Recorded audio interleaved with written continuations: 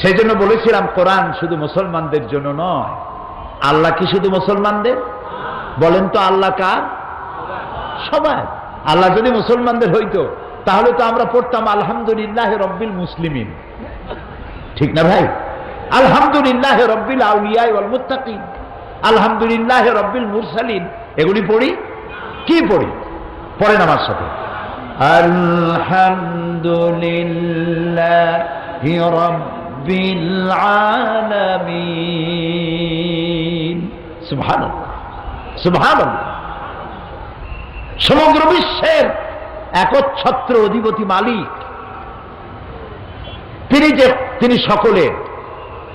আমি হিন্দুদেরকে সম্বোধন করেছি, খ্রিস্টান বৌদ্ধ উপজাতীয়দেরকে সম্বোধন করেছি, কারণ আপনাদের সাথে আমাদের কোনো শত্রুতা নাই।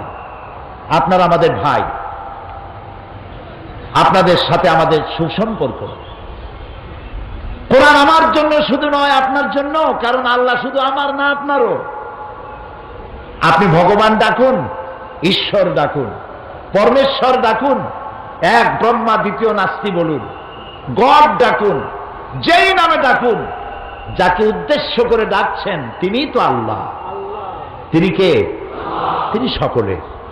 তিনি হচ্ছেন রব্বুল আলামিন। আর এই কোরআন যেটা তিনি অবতীর্ণ করেছেন শুধুমাত্র মুসলমানদের জন্য এই কোরআন আসে নাই। আল্লাহ রব্বুল আলামিন, কোরআন হচ্ছে যিকরুল লিল আলামিন, সমস্ত মানব গোষ্ঠীর জন্য আল্লাহ কোরআন নাজিল করেছে। আমরা সুবহানাল্লাহ বলবো না? আলহামদুলিল্লাহ। এখন আল্লাহ সকলের, কোরআনও সকলের, নবী শুধু আমাদের নাকি? জি। এবার দেখুন, কোরআন আল্লাহ সকলের, কোরআনও যার কাছে কোরআন নাজিল হইল তার সম্পর্কে আল্লাহ কি বলছেন? ওয়ামা আরসালনাকা ইল্লা রাহমাতান লিল আলামিন। নবী হে, আমি আপনাকে আমার গোটা সৃষ্টি জগতের জন্য, হোল ম্যানকাইন্ড, সমস্ত মানব গোষ্ঠী, এমনকি সৃষ্টি জগতের জন্য আপনি আমার করুণার মূর্ত প্রতীক, আপনি আমার রহমত। সৃষ্টি জগতের জন্য। নবী করিম সাল্লাল্লাহু আলাইহি ওয়াসাল্লাম হেঁটে যাচ্ছিলেন, দেখলেন একটা উট দাঁড়ানো, রাসূলের দিকে তাকায় আছে, উটের চোখ দিয়ে পানি পড়তেছে। উটটি কৃষ, শুকনা, গায়ে গোশত টোস্ত নাই। নবী করিম সাল্লাল্লাহু আলাইহি ওয়াসাল্লাম উটের মালিককে ডাকলেন আর বললেন, উট তার নীরব ভাষায় আমাকে জানালো, এই উটের তুমি যত্ন নেও না, ঠিক মতো পানি আর খাবার তুমি তাকে দাও না, তোমাকে আল্লাহর কাছে দায়ী হয়ে যেতে হবে। সুবহানাল্লাহ। শুধু কি মানুষের জন্য রহমত? গোটা সৃষ্টি জগতের জন্য তিনি রাহমত। সমগ্র বিশ্বের সর্বশ্রেষ্ঠ মহামানব। এই যে কোরআন, এটা কি? একটি বারের জন্য আমার আল্লাহ তার হাবিবকে নাম ধরে ডাকলেন না। সুবহানাল্লাহ বলবেন না? তিনি তো বললেন, ইয়া আদম, ইয়া ঈসা, ইয়া মূসা, ইয়া জাকারিয়া, ইয়া ইয়াহইয়া, ইয়া ইব্রাহিম। কে আমাদের জাতির পিতা? তাও বুঝতে ভুল হয়। কে আমার জাতির পিতা? কোন মুসলিম সন্তান জাতির পিতার ব্যাপারে কোনো আপোষ করতে পারে না। এ মুসলিম মিল্লাতের একমাত্র পিতা ইব্রাহিম আলাইহিস সালাম। কোন বেঈমান ছাড়া, কোন মুনাফিক ছাড়া, ইব্রাহিম আলাইহিস সালাম ছাড়া কাউকে জাতির পিতা বলতে পারে না। আল্লাহ তাআলা কোরআনে কারীমের মধ্যে কোথাও বলেন নাই ও জাতির পিতা ইব্রাহিম, বলেছেন না। ডাইরেক্ট, ওয়ানাদাইনাহু আইয়া ইব্রাহিম, আমি ডেকে বললাম, ও ইব্রাহিম, আদ সাদ্দাকতার রুইয়া ইন্না কাযালিকা নাজজিল মুহসিনিন। ও ইব্রাহিম, তুমি তোমার স্বপ্নকে বাস্তবে রূপ দিয়েছো। আর আমি এভাবে করি মুহসিনিনদেরকে আমি জাযা দান করে পুরস্কৃত করে থাকি। সবাই নাম ধরে ডাকলেন। গোটা কোরআনে কারীমের মধ্যে আল্লাহ রাব্বুল আলামিন একটি জায়গায়ও ইয়া মুহাম্মদ ইয়া আহমদ বলে কোথাও ডাকলেন না, বরং আল্লাহ রাব্বুল আলামিন বললেন, ও মানুষেরা, তোমরা যেমন পরস্পরকে নাম ধরে ডাকাডাকি করো, এইভাবে করে আমার নবীকে কখনো নাম ধরে ডাকবা না। কখনো আমার নবীকে নাম ধরে ডাকবে না। সুবহানাল্লাহ। আল্লাহ তাআলা নিষেধ করে দিলেন। এই যে সর্বশ্রেষ্ঠ নবী, তার জীবন সর্বকালের সমগ্র মানব গোষ্ঠীর জন্য একমাত্র গ্রহণযোগ্য আদর্শ। লাকাদ কানা লাকুম ফি রাসূলিল্লাহি উসওয়াতুন হাসানাহ। একমাত্র তিনিই গ্রহণযোগ্য, তার কাছ থেকে আদর্শ গ্রহণ করো। তার চরিত্রের সার্টিফিকেট দিলেন আল্লাহ তাআলা নিজে, ইন্নাকা লাআলা খুলুকিন আযীম, আপনি উন্নত চরিত্রের উপরে প্রতিষ্ঠিত। তার চরিত্রটাই ছিল কানা খুলুকুহুল কোরআন, তার চরিত্রটা ছিল কোরআন। তিনি ছিলেন চলমান কোরআন। সুবহানাল্লাহ, সুবহানাল্লাহ। যেটা 30 পারা কোরআন, সেটাই রাসূলের 23 বছরের নবুয়তের জীবন। যেটা রাসূলের 23 বছরের নবুয়তের জীবন, সেইটাই 30 পারা কোরআন। মহান আল্লাহ তাআলার পরই তার মর্যাদা, তার থেকে বড় সম্মান মর্যাদার পাত্র আরশের নিচে, ফারশের উপরে, জমিনের উপরে আর কারো নাই। তিনি আল্লাহর পরে সর্বশ্রেষ্ঠ মর্যাদাবান ব্যক্তিত্ব, তার চাইতে সম্মান কারো বেশি নাই। এবং যাকে অনুকরণ না করলে আল্লাহর ভালোবাসা পাওয়া যাবে না। আল্লাহ তাআলা বলছেন, কুল ইন কুনতুম তুহিব্বুনাল্লাহা ফাত্তাবিউনি ইউহিব্বুকুমুল্লাহ ওয়া ইয়াগফির লাকুম যুনুবাকুম ওয়াল্লাহু গফুরুর রহিম। আল্লাহ তাআলা বলেন, হে নবী আপনি বলুন, তোমরা যদি আল্লাহকে ভালোবাসো, আমরা কি আল্লাহকে ভালোবাসি? আমি গতকাল বলেছি কিছু কিছু প্রশ্ন আছে ঈমানের সাথে জড়িত, জবাব দিতে দেরি করলে শয়তান খুশি হবে। এগুলো তো ঈমানের প্রশ্ন। আমরা কি আল্লাহরে ভালোবাসি? হ্যাঁ, এইবার না বোঝা গেল শয়তান অসন্তুষ্ট হয়ে গেছে। খুশি হয়েছে কে? তবে ভালোবাসা একতরফা হয় না। ভালোবাসার জন্য কি লাগে?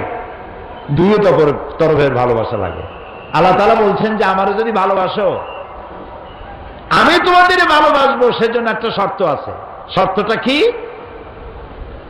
হে রাসূল আপনি বলেন, আমার অনুসরণ করো, আমার অনুকরণ করো। যদি মানুষেরা আমাকে ভালোবাসার দাবিদার যারা, তারা যদি হে রাসূল আপনার অনুকরণ করে, ইউহিব্বুকুমুল্লাহ বলে দেন, আল্লাহ তোমাদের ভালোবাসবেন। আর শুধু ভালোবাসবেন না, তোমাদের तमाम জিন্দেগীর সকল গুনাহ খাতাকে আল্লাহ তাআলা মাফ করে দিবেন। ভালোবাসা হচ্ছে, রাসূলকে ভালোবাসা ঈমানের সবথেকে গুরুত্বপূর্ণ বিষয়। যাকে জীবনের চাইতে ভালো না বাসলে মুমিন হওয়া যায় না। লা ইউমিনু আহাদুকুম হাত্তা আকুনা আহাব্বা ইলাইহি মিন ওয়ালিদিহি ওয়া ওয়ালাদিহি ওয়ান নাসি আজমাইন, মুত্তাফাকুন আলাইহি। বুখারী মুসলিমের হাদিস। রাসূলুল্লাহ বলছেন, তোমাদের মধ্যে কেউ মুমিন হতে পারবে না যতক্ষণ পর্যন্ত তোমরা তোমাদের নিজেদের ছেলে মেয়ে, পিতা মাতা, ধন সম্পদ, সারা পৃথিবীর মানুষ, এমনকি নিজের জীবনের চাইতে আমাকে ভালোবাসতে না পারবে, ততক্ষণ পর্যন্ত মুমিন হতে পারবে না। এই যেখানে মুসলমানদের সাথে রাসূলের সম্পর্ক, সেই নবীর আদর্শের সাথে সেই নবীর অবদানের সাথে, সেই নবীর জীবনে এই পৃথিবীর মানুষের সভ্যতার বিকাশে, এ মানব গোষ্ঠীকে সত্যিকারের মানবার পেছনে যার অবদান সর্বাধিক, তার সাথে আদর্শ দিয়ে আদর্শের মোকাবেলা করতে না পেরে পৃথিবীর নাস্তিক, মুরতাদ, মুশরিক, ইহুদি, নাসারা ঐক্যবদ্ধ হয়ে ইসলাম এবং তার নবীর বিরুদ্ধে তারা মিডিয়া সন্ত্রাসের আশ্রয় গ্রহণ করেছে এবং এই মিডিয়া সন্ত্রাসের মধ্য দিয়ে নবী করিম সাল্লাল্লাহু আলাইহি ওয়াসাল্লামকে অমর্যাদা করার জন্য তারা ঐক্যবদ্ধ হয়েছে। 1972 এবং 73-এ তদানীন্তন সরকারের আমলে আমাদের দেশে কবি নামের কলঙ্ক, জাহান্নামের কীট, নর্দমার পোকা দাউদ হায়দার নামে এক অসভ্য নরপশু রাসূলুল্লাহকে গালি দিয়ে কবিতা লিখেছিল। যখন বাংলাদেশের মানুষ সমুদ্রের উত্তাল ঢেউয়ের মতো যখন ফুঁসে উঠল, সরকার, সেই সময়ের সরকার তাকে শাস্তি না দিয়ে বিদেশ যাওয়ার সুযোগ করে দিয়ে সুখী জীবন যাপনের সুযোগ করে দিল। কয়েক বছর পূর্বে ভারতীয় বংশোদ্ভূত ব্রিটিশ নাগরিক সালমান রুশদি কোরআনে কারীমকে স্যাটানিক ভার্সেস বলে বই লিখল। আমাদের মা বিশ্বজননী উম্মুল মুমিনিন হযরত আয়েশা রাদিয়াল্লাহু তাআলা আনহার নামে কুৎসা রচনা করল, রাসূলকে গালি দিল।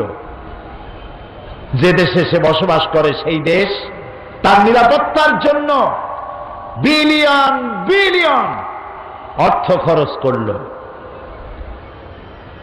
কিন্তু তাকে শাস্তির বিধান করল না। তাকে পুরস্কারের ব্যবস্থা করা হলো, নিরাপত্তার ব্যবস্থা করা হলো। এর বিরুদ্ধে পৃথিবীতে প্রতিবাদ করতে গিয়ে বহু মুসলমান শহীদ হয়েছে।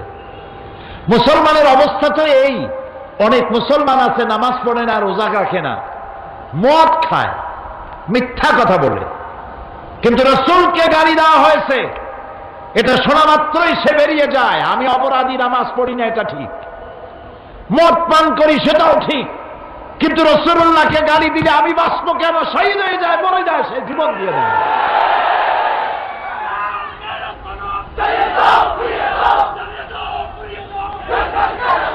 এবার একের পর এক মুসলমানদের ঈমান টেস্ট করা শুরু করেছে ইসলামের বিদ্বেষীরা। এই পৃথিবীর মানচিত্রে একটি দেশের নাম ডেনমার্ক। ডেনমার্কের একটি পত্রিকা নবী করিম সাল্লাল্লাহু আলাইহি ওয়াসাল্লামের ব্যঙ্গচিত্র অঙ্কন করল, তার মাথার উপরে বোমা আকৃতির একটা পাগড়ি পরায় দিল, নাউযুবিল্লাহ। তার দুই পাশে অর্ধনগ্ন দুইটা মেয়ে লোক দিয়ে দিল, নাউযুবিল্লাহ, নাউযুবিল্লাহ। আমি এদেরকে মানুষ মনে করতে পারি না, কোন অবস্থাতেই মানুষ মনে করতে পারলাম না। আমি দুঃখিত, এরা মানুষ না। যদি কৃতজ্ঞতা বোধ থাকতো তাহলে জানা দরকার ছিল এই পৃথিবীতে মনুষ্যত্বের মর্যাদা দিয়েছেন এক ব্যক্তি, তার নাম মুহাম্মদ সাল্লাল্লাহু আলাইহি ওয়াসাল্লাম।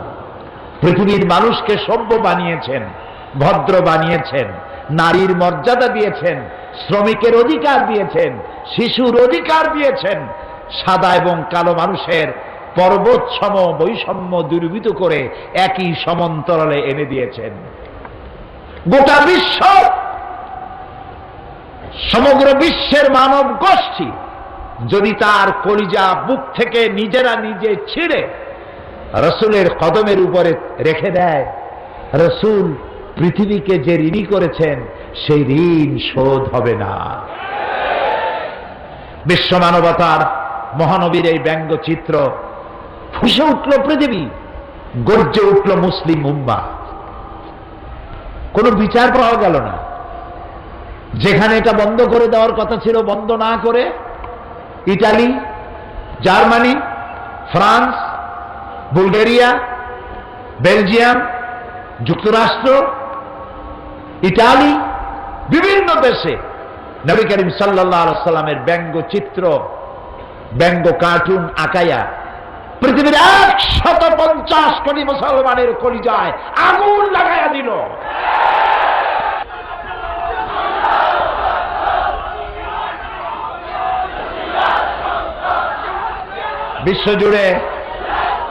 বিশ্বজুড়ে মুসলমানরা প্রতিবাদ মুখর হয়ে উঠল।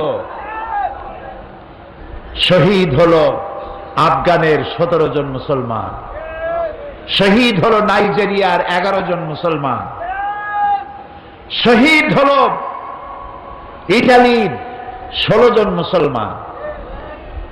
পৃথিবীর বিভিন্ন জায়গায় মুসলমানেরা শহীদ হচ্ছে।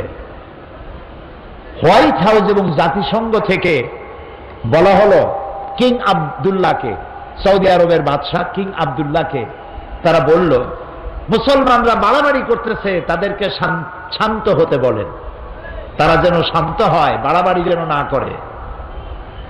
এটা নাকি বাড়াবাড়ি। গতকাল আমি এই শেরটা পড়েছিলাম, वो कत्ल भी करते चर्चा नहीं होता, हम आह भी करते बदनाम हो जाता। ও যদি মানুষও হত্যা করে তা নিয়ে কোনো পর্যালোচনা সমালোচনা হয় না, কিন্তু আমি তীরের আঘাতে, বোমার আঘাতে জর্জরিত হয়ে কষ্ট পেয়ে যদি আহ শব্দ বলি বদনাম হয়ে যায়। তুই আহ করলি কেন? আমি আহও করতে পারবো না। দুনিয়া জুড়ে এ আগুন নিবাবার ব্যবস্থা হলো না, বরং তাদের তো উচিত ছিল হোয়াইট হাউস থেকে এবং জাতিসংঘ থেকে উচিত ছিল ডেনমার্ককে বলা। ডেনমার্ক এর প্রধানমন্ত্রী তিনি যেন পৃথিবীর মুসলমানদের কাছে নিঃস্বার্থভাবে করজোড়ে ক্ষমা চায়, এবং যেসব দেশ তাদের পত্রিকায় বিশ্বনবী মুহাম্মদ সাল্লাল্লাহু আলাইহি ওয়াসাল্লামের ব্যঙ্গচিত্র এঁকেছে, তারা যেন তাদের দেশের প্রচলিত আইন দিয়ে এই পত্রিকাগুলির ব্যাপারে আইনগত ব্যবস্থা নেয়। সেটা করা হলো না। আমাদের প্রতিবাদ থামবে না, আমাদের প্রতিবাদ চলতেই থাকবে। অতদিন চলতে থাকবে যতদিন পর্যন্ত ডেনমার্কের কুলাঙ্গার পত্রিকা মানুষ নামের অযোগ্য কলঙ্ক নরপশু সে দেশের সরকার যতদিন পর্যন্ত মুসলমানদের কাছে ক্ষমা না চাইবে এবং পত্রিকার বিরুদ্ধে শাস্তিমূলক ব্যবস্থা না নিবে, পৃথিবীর মুসলমানেরা ঘরে বসে থাকতে পারে না।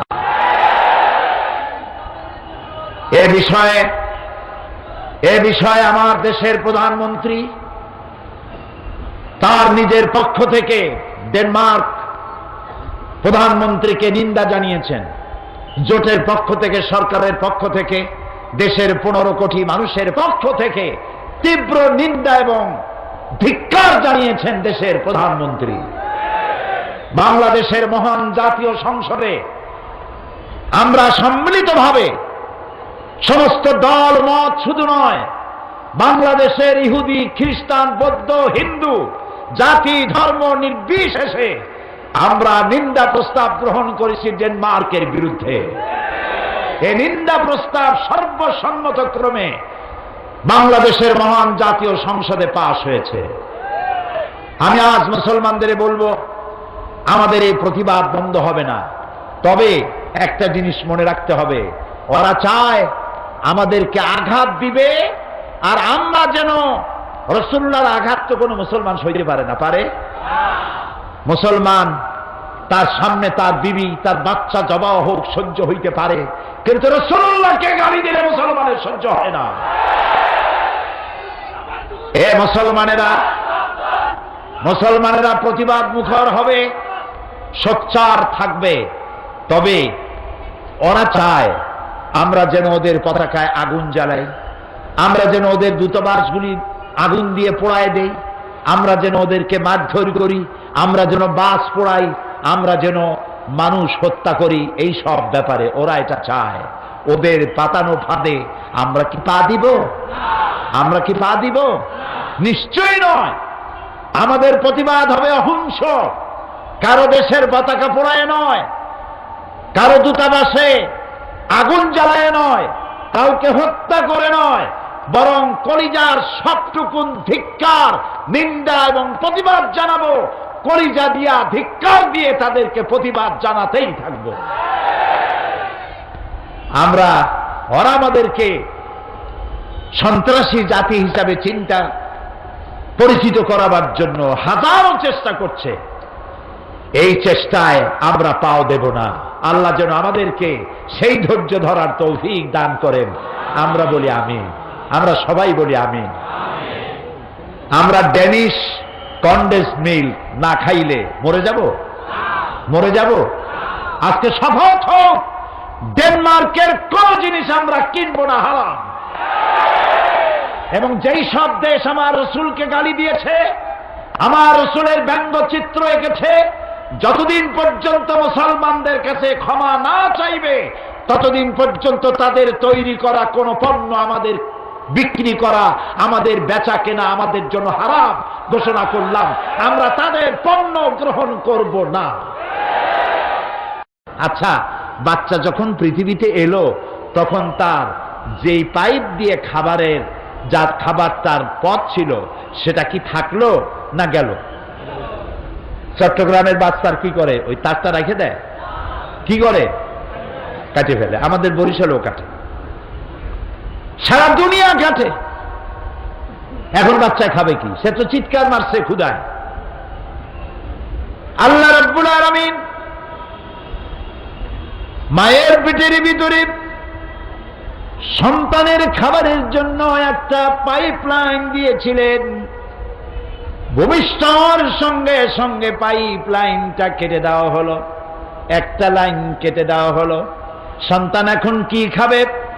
বিশ্ব নিয়ন্তা রব্বুল আলামিন এক লাইন কেটে দিয়ে বাচ্চার জন্য মায়ের বুকের উপরে সন্তানের জন্য ডাবল লাইন চালু করে দিলেন। এই হচ্ছে আমার আল্লাহ, সুবহানাল্লাহ। সবাইকে খাওয়ান, সবাইকে খাওয়ান, কাউকে না খাওয়াইয়া রাখেন না। খেতে দেওয়ার মালিক কে? আল্লাহ তাআলা। এই পৃথিবীতে মানুষের চাইতে প্রাণী, অন্যান্য প্রাণীর সংখ্যা তো অনেক বেশি। চট্টগ্রামে যত ইঁদুর, উই পোকা, তেলা পোকা, সার পোকা আর পিঁপড়া আছে, তত কি মানুষ আছে? কারা বেশি? আপনারা বেশি না ওরা বেশি? ওরা বেশি। এই অসংখ্য প্রাণী কে খাবার দেয়? বলেন, কে দেয়? ছোট্ট পিঁপড়া থেকে শুরু করে হাতি পর্যন্ত, দরিয়ার তিমি মাছ থেকে তেলাপুটি পর্যন্ত। দরিয়ার ভিতরে যে বড় বড় তিমি আছে, নীল প্রজাতির তিমি, এর ওজন 5000 টন পর্যন্ত হয়। এখন তিমি মাছটা যত বড়, যেমন মা তেমন সাপ, মাও যেমন বাচ্চাও তেমন হয়েছে। বাচ্চা তো আর ছাগলের বাচ্চা হয় না। কিসের বাচ্চা হয়েছে? তিমির বাচ্চা। ওর তো ডিম হয় না, বাচ্চা দেয়। বাচ্চা যখন এলো তিমির পেট থেকে, ওর প্রত্যেক দিন খাবার লাগে 60 থেকে 70 মণ দুধ।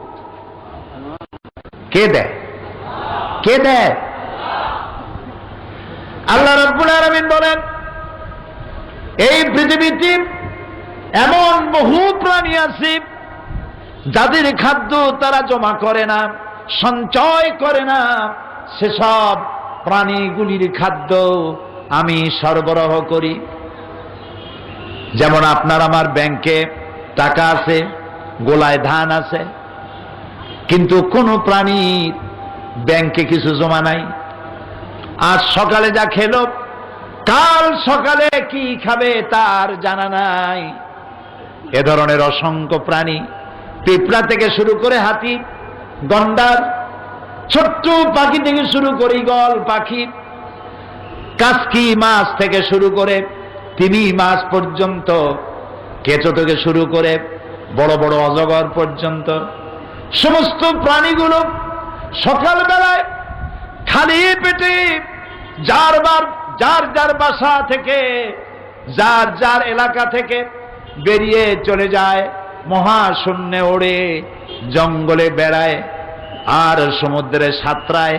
আল্লাহ তাআলা বলেন, সন্ধ্যা আসতে না আসতে সমস্ত প্রাণীগুলির পেট ভরাইয়া আমি যার যার ঘরে ফিরাইয়া দেই।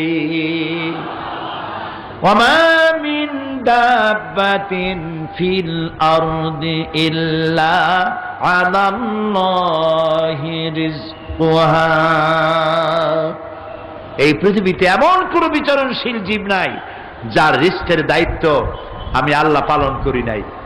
সকলকে এই রিস্কের দায়িত্ব আমি পালন করি। আবহমান কাল থেকে এই পৃথিবীতে দুই শ্রেণীর লোক, ধনী আর গরিব। বলেন কি? ধনী আর গরিব, এই দুই শ্রেণীর লোক। আদিকাল থেকেই মানুষ দারিদ্র্যের বঞ্চনা থেকে মুক্তি লাভের জন্যে মন গড়া ধর্ম, নিজস্ব চিন্তার মতবাদ নিয়ে বহু চেষ্টা করেছে, কিন্তু মানবতার অর্থনৈতিক কল্যাণ, গরিব এবং দুঃখী মানুষের কল্যাণ সাধনে আসমানি বিধানের মতো সুন্দর ব্যবস্থা পৃথিবীতে কেউ দিতে পারে নাই। সমাজতন্ত্র নিজের দেশেই আত্মহত্যা করেছে। আমার দেশে এখনো কিছু কিছু বদ্ধ পাগল কই যে এই দেশে আমরা একদিন সমাজতন্ত্র কায়েম করি, ছাড়ব। আমি বলি, ভাই, কর্ণফুলী, কুশিয়ারা, মেঘনার সুরমা নদীতে যদি সমুদ্র কাছে, সমুদ্রেই যদি ভাটি লাগে, তাহলে কর্ণফুলী, মেঘনা, কুশিয়ারা, বনু আর সুরমা নদীতে জোয়ার আসবে না। সমুদ্রে যদি ভাটি লাগে, তোমার সমাজতন্ত্রের জন্মস্থানেই সমাজতন্ত্র আত্মহত্যা করেছে। বাংলাদেশে এই স্বপ্ন দেখে আর কোনো লাভ নাই। এখানে কোনোদিন ওই মতবাদ কায়েম হবে না, বৃথাই চেষ্টা। তাতে যত দলীয় জোট বানাও, দল বেশি করিয়া জোট হয় না, জট হয়। যেমন যানজট হয়। সুতরাং পুঁজিবাদও মানুষের অর্থনৈতিক সমাধান দিতে ব্যর্থ হয়েছে, এটা সকলেরই জানা। সফল হয়েছে কেবলমাত্র কে? ইসলাম। তাই বিশ্ব মানবতার মহানবী তিনি নবুয়ত পাওয়ার পর মানুষকে একটি দাওয়াত দিলেন, একটি স্লোগান শিখাইলেন, ইয়া আইয়ুহান নাস কুলু লা ইলাহা ইল্লাল্লাহ। জানেন? তাও কয় আসতে জি, জোরে সরে পড়েন, লা ইলাহা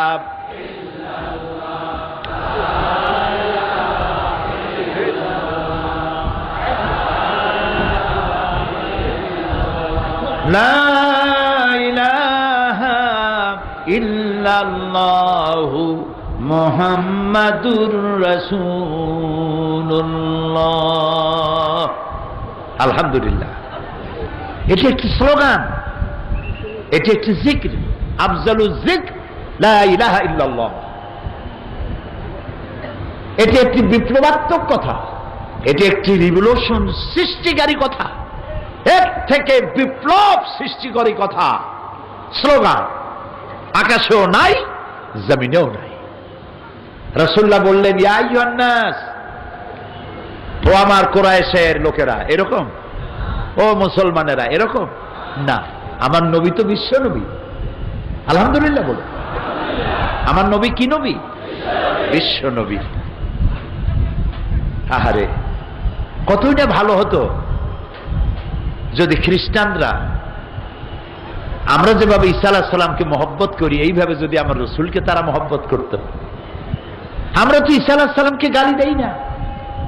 একজন মুসলমান আছে যে ঈসা আলাইহিস সালামকে গালি দেয়? যদি দেয় তো কি হবে? কাফের হয়ে যাবে। ঈসা আলাইহিস সালামকে আমরা আমাদের কলিজা দিয়ে মহব্বত করি। ঈসা আলাইহিস সালামের মাকে মহব্বত করি, সম্মান করি। তিনি এই পৃথিবীর অন্যতম শ্রেষ্ঠ নারী।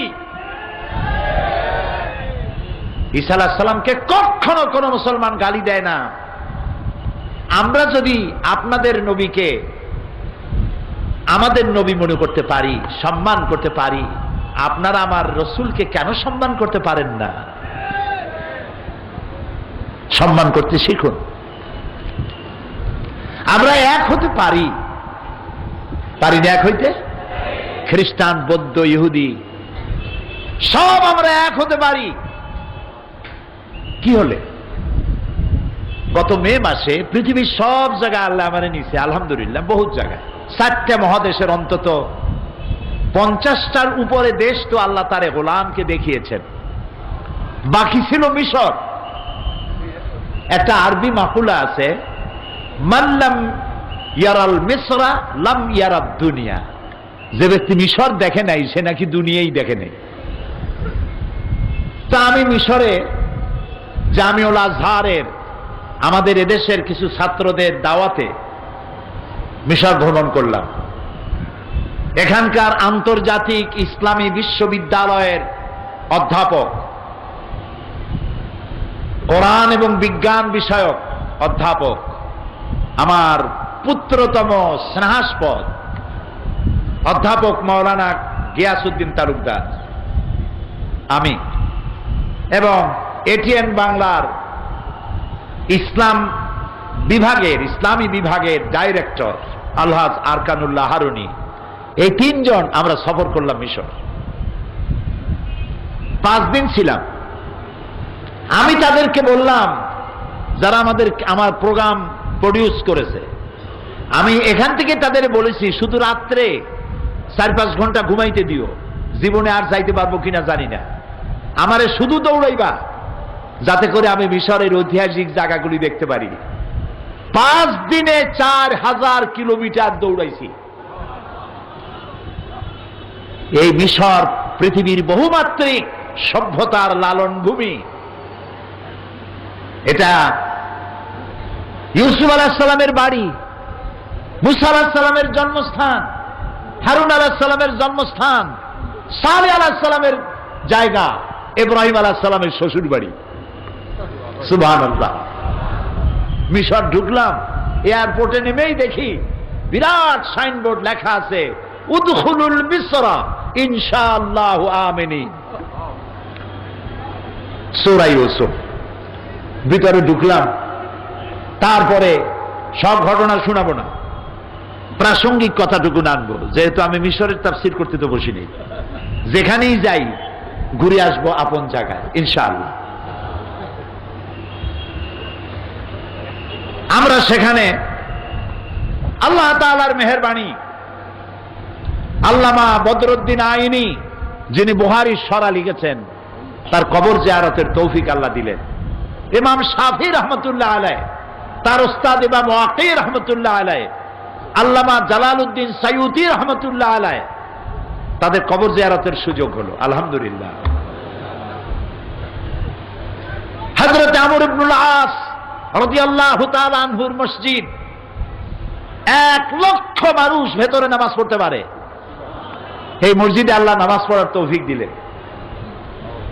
সব থেকে বড় আশা ছিল আল্লাহ তাআলা মুসা আলাইহিস সালামের সাথে যে জায়গায় কথা বলছে ওই জায়গা দেখতে যাওয়া লাগবে। ফজরের নামাজ পড়ে রওনা হলাম। প্রায় 500 কিলোমিটার দূরে কায়রো থেকে সুইস খালের তলা দিয়া ঘন্টার পর ঘন্টা গাড়ি চালায় চলে গেলাম তুরে সায়না। মনে পড়ে গেল মুসা আলাইহিস সালামের কথা। ফেরাউন চেয়েছে মুসা আলাইহিস সালামকে দুনিয়ায় আসতে দেবে না, আর আল্লাহর পরিকল্পনা মুসা আসবে। কার পরিকল্পনা কাজে লাগবে?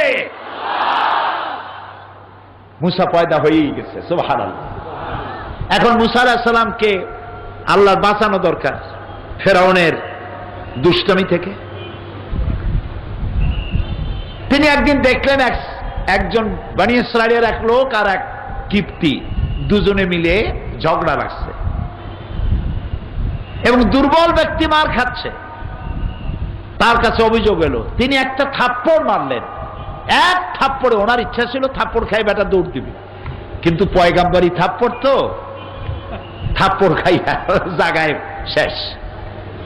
মুসা আলাইহিস সালাম দেখলেন সর্বনাশ হয়েছে তো, তিনি দিলেন দৌড়, আজও দৌড়, কালও দৌড়, পরশুও দৌড়। দৌড়াতে দৌড়াতে 10 দিন পরে গিয়ে তিনি পৌঁছালেন মাদিয়ান। গল্প করতেছি না, কোরআন। সুবহানাল্লাহ। মাদিয়ান যাওয়ার পরে সেখানে তিনি দেখতে পেলেন একটা কুয়া, চতুর্দিকে বহু পুরুষ, 2টা মেয়ে লোক দাঁড়ানো। সন্ধ্যা হয়ে যাচ্ছে, মেয়ে দুটির চেহারার মধ্যে হতাশার ছাপ। প্রশ্ন করলেন, তোমাদের অসুবিধা কি? তারা বললেন, পুরুষেরা জোর করে তাদের উট ছাগলের পানি খাওয়াইতেছে, আমি পারতেছি না মেয়ে লোক হওয়ার কারণে। তিনি পুরুষদের ভিড় ঠেলে পানি উঠাইয়া খাওয়াইলেন। মেয়ে দুটি খুশি হয়ে বললেন, আপনি আমাদের জন্য যে কষ্ট করেছেন, আমাদের বাড়ি আসুন এবং মেহমানদারির সুযোগ দিন। আর তারও মেহমানদারি পাওয়ার দরকার ছিল, না খাওয়া, পরিশ্রান্ত। তিনি বললেন, তোমাদের বাড়ি তো আমি চিনি না, আমার পেছনে থাকো আর নির্দেশ দিতে থাকো কোন দিকে যাব, ডানে না বাঁয়ে। যুবতী মেয়েরা বুঝলো অত্যন্ত চরিত্রবান যুবক, তা না হলে তো আমাদেরকে সামনে হাঁটতে কইতো। সুবহানাল্লাহ কবেন না? মেয়ে দুটি বাড়িতে চলে গেছেন, বাবার কাছে গিয়ে হাজির। বাপকে? শুআয়ব আলাইহিস সালাম, আল্লাহর পয়গম্বর। বাপের কাছে মেয়ে দুটি যখন এই বর্ণনা দিয়েছে, পয়গম্বর চিনতে পারে যে ইনিও কোনো সাধারণ মানুষ না, ইনিও বুঝি পয়গম্বর হবে। মেয়ে একটা বিয়ে দিলেন। আল্লামা ইকবাল বলছেন, শাবানি সে কালিমি দো কদম হ্যায় গর ময়সর হো কুই শুআয়ব। জওয়ানি থেকে কালিমি, আল্লাহর সাথে কথা বলার পর্যন্ত, যুবক কাল থেকে নিয়ে আল্লাহর সাথে কথা বলার জন্য মাত্র 2 কদম লাগে, যদি কোনো শুআয়ব মুয়াসসার হয়ে যায়। শুআয়ব আলাইহিস সালামের বাড়িতে লালিত পালিত হলেন, 10 বছর থাকলেন। আল্লাহ তাআলা তাকে নবুয়তের মর্যাদার জন্য তৈরি করে ফেললেন। বাচ্চা কাচ্চা নিয়ে, ছেলে মেয়ে হয়েছে, ফিরে যাচ্ছেন মাতৃভূমিতে। পৌঁছে গেলেন তুরে সায়নায়। গভীর রাত, প্রচন্ড ঠান্ডা। এই ঠান্ডার ভেতরে রাস্তা হারিয়ে ফেলেছেন, শীতে মারা যাওয়ার উপক্রম। হঠাৎ তিনি দেখলেন দূরে একটি গাছের উপরে যেন আগুন জ্বলে। فقال لأهلهم كثوا إني آنست نارا لعلي آتيكم بقبس منها أو أجد على النار هدى। হে আমার পরিবারের লোকেরা, অপেক্ষা করো, আমি দূরে দেখতে পাচ্ছি একটু আগুন, আমি ওখানে যাব, যাইয়া যদি আগুন পাই তাহলে আগুন নিয়ে আসবো, আমরা একটু ঠান্ডা দূর করতে পারবো। আর এও হতে পারে আগুনের সাহায্যে আমাদের হারানো পথ আমরা পেয়ে যেতে পারি। ফালাম্মা তাহা নুদিয়া ইয়া মূসা ইন্নী আনা রাব্বুক। ও মূসা, যেটারে আগুন মনে করছেন, আগুনটা গুন্ডা, আমি তোমার রব। আল্লাহু আকবার,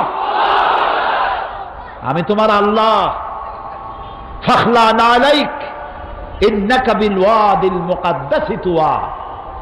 ও মূসা, তুমি ওয়াদি মুকাদ্দাসে পৌঁছে গেছো। ওয়াদি বলা হয় উপত্যকাকে, আর উপত্যকা হলো 2 পাহাড়ের মাঝখানে ঢালু সমতল জায়গাকে বলা হয় উপত্যকা। আমি যখন আমার সাথীদের নিয়ে ওই জায়গা পর্যন্ত গেছি, আল্লাহর ভয়তে আল্লাহ মূসা আলাইহিস সালামকে বলেছেন, ফাখলানা আলাইক, জুতা খোলো, এখানে আমার নূর পড়েছে, এটা পবিত্র জায়গা। আল্লাহর ভয়তে আমরা জুতো খুলে ফেলেছি অনেক আগে।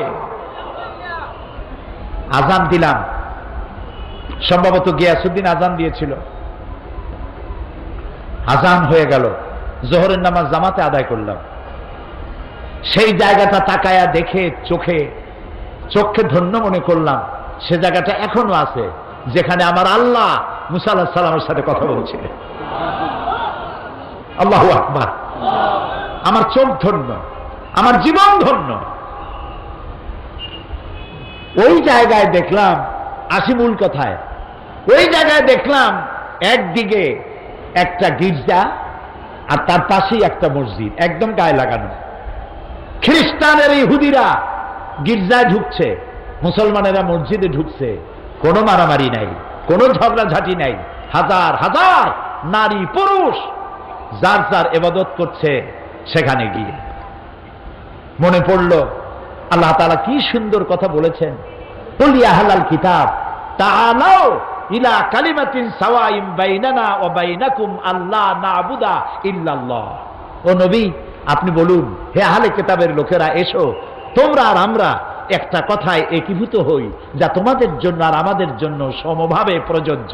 সেটা হলো এই, আল্লাহ না'বুদা ইল্লাল্লাহ, আল্লাহ ছাড়া আমরা কারো দাসত্ব কবুল করব না। ওয়ালা নুশরিকা বিহি শাইআ, আর আল্লাহর সাথে কাউকে অংশীদার স্থাপন করব না। ওয়ালা ইয়াত্তাখিযা বা'দুনা বা'দান আরবাবাম মিন দুনিল্লাহ, আর আল্লাহ ছাড়া কাউকে সুপার পাওয়ার হিসাবে মেনে নেব না। America, Britain, German, Italy, France, Japan, Korea, মুসলমানের কাছে সুপার পাওয়ার বলতে কিচ্ছু নাই। সুপার পাওয়ার কেবলমাত্র আল্লাহ, আল্লাহ, আল্লাহ, আল্লাহ। এই তিনটি কথায় যদি পৃথিবীর ইহুদি, খ্রিস্টান, মুসলমান যদি ঐক্যবদ্ধ হতো, শান্তি প্রতিষ্ঠার জন্য জাতিসংঘের প্রচেষ্টা কোনো কাজে অতীতেও লাগে নাই, ভবিষ্যতেও লাগার কোনো সম্ভাবনা নাই। আল্লাহর দেওয়া শান্তি প্রতিষ্ঠার পরিকল্পনা এই তিনটা সকলের জন্য গ্রহণযোগ্য।